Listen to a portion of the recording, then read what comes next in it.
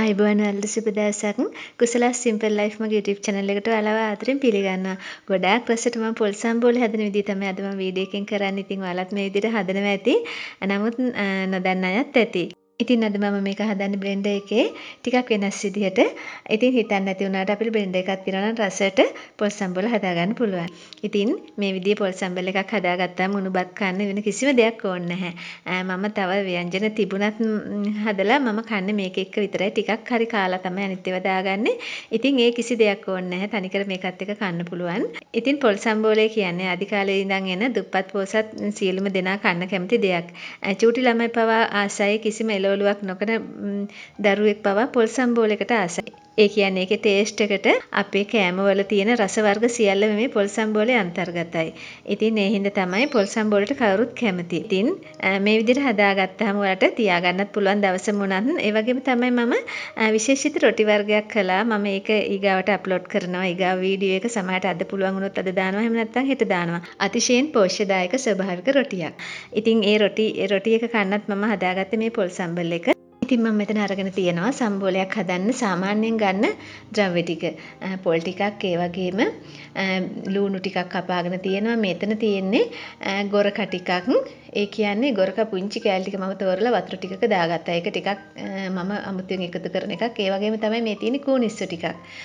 ඔයාලට කූනිස්සු ටිකක් අරන් ආවහම පොල් සම්බෝල වලටම කියලා වෙන් කරලා තියාගන්න පුළුවන්. එච්චර වියදමක් යන්නේ නැහැ.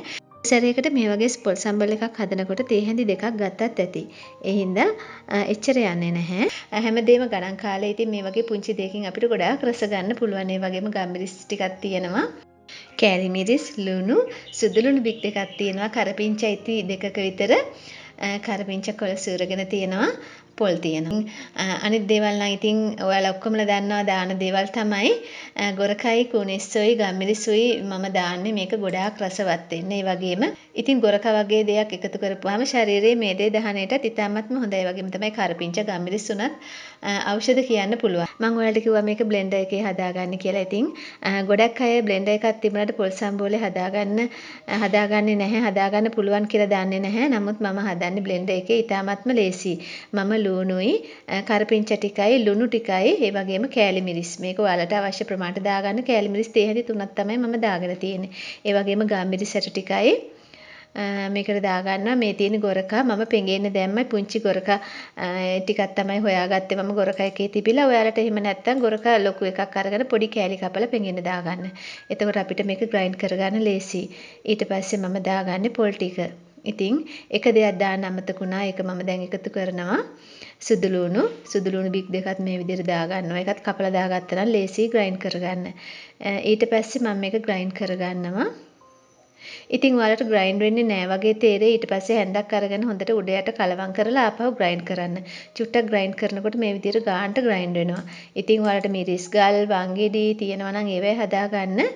මම කියන්නේ කිසිම දෙයක් නැතුව බ්ලෙන්ඩර් එකක් විතරක් තියෙන කෙනෙකුට මේක හදාගන්න පුළුවන් මේ විදිහට. ඉතින් බෝඩ් වෙලා ඉන්න අයට ඒ වගේම රැකියාවක් කරන්න සීමිත ඉඩ කඩක බඩු නැති අයට මේ විදිහට බ්ලෙන්ඩර් එකක් විතරක් තියෙනවා නම් ඔයාලට කෑම ගොඩාක් හදාගන්න පුළුවන්. ඉතින් මගේ channel එකේ ගොඩක් තියෙන්නේ මේ බ්ලෙන්ඩර් එකෙන් හදාගත්ත කෑම බීම.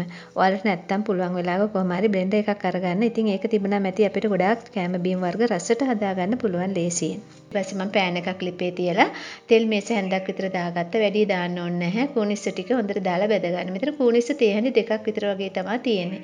ගොඩක් ඕන නැහැ. ඉතින් ඔයාලට මේකට උඹලකට දාගන්න පුළුවන්. හාල් මැස්සු ටිකක් කපලා දාගන්න පුළුවන් පොඩියට. මම මේ අඩු වියදමින්ම හදාගන්න විදිහ තමයි ඔයාලට කියන්නේ. ගොඩාක් රසයක් එන විදියට. ඉතින් මේක ටිකක් වෙලා මේ විදිහට බැදෙනකොට හොඳට බැදෙන්න අරින්න. ඊට පස්සේ අපි හදාගත්ත සම්බෝල ටික දාගන්න. ටිකක් ලිපේ ගින්දර අඩු කරගන්න නැත්නම් කර වෙලා යයි. ඊට පස්සේ හොඳට මේක මේ විදිහට මිශ්‍ර කරන්න. ඉතින් මහ ලොකු දෙයක් නෙමෙයි.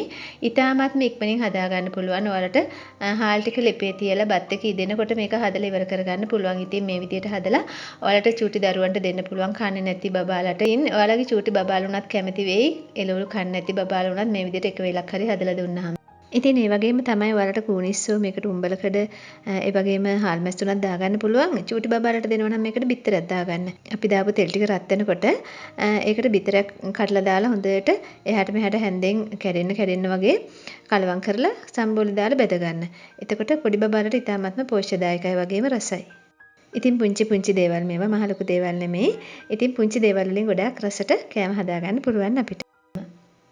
ඉතින් ඔයාලට ගොරක දාන්න නැතුව පුළුවන් මේකට සියඹලා දාගන්නත් ඒ වගේම ඉතින් දෙහි දාන්න උනත් පුළුවන්. නමුත් මේකට රස සියඹලා හරි ගොරක හරි මේ විදිහට දාපුවම. ඉතින් දැන් හරි ඔන්න මේ පොල් සම්බෝලේ ගොඩාක් රසයි ඇත්තටම හදලා බලන්න. මම රස්නෙන් බත් ටිකක් බෙදාගත්තා. මේකත් එක්ක මට කන්න පුළුවන් ඇත්තටම ගොඩාක් රසෙහිඳ. ඉතින් වීඩියෝ එක හොඳයි නම් බලලා ලයික් එකක් දාන්න, කමෙන්ට් එකක් දාන්න, ඒ වගේම යාළුවන්ටත් බලන්න ෂෙයා කරන්න. ඔයාලට ගොඩාක් ස්තුතියි මගේ වීඩියෝ එක නරඹුවට. ඉතින් ඔයාලුත් එක්ක නම් සබ්ස්ක්‍රයිබ් එකක් දාලා එකතු වෙන්න. නැවත මේ වගේ වටිනා වීඩියෝ එකකින් අපි හමු වෙමු. මතක් කරලා මගේ අනිත් වීඩියෝ එක බලන්න කියලා මම ඔයාලට ආරාධනය කරනවා. ගොඩක් වෙනස් විදිහේ ඉතාමත්ම පෝෂ්‍යදායක රොටි එකක් තමයි මම හදන්නේ මේ තියෙන එක. බලන්නකො මේකේ පාටේ ලස්සන. ඉතින් ස්වභාවික රොටියක් ගොඩක් රසයි වගේම පෝෂණීයයි. ඉතින් නැවත මේ වීඩියෝ එකකින් හමු වෙමු. අපි ගිහින් එන්නම්. මම කුසලා සුබ දවසක් නිරෝගී දිවියක් ඔයාලා සියලුම දෙනාට.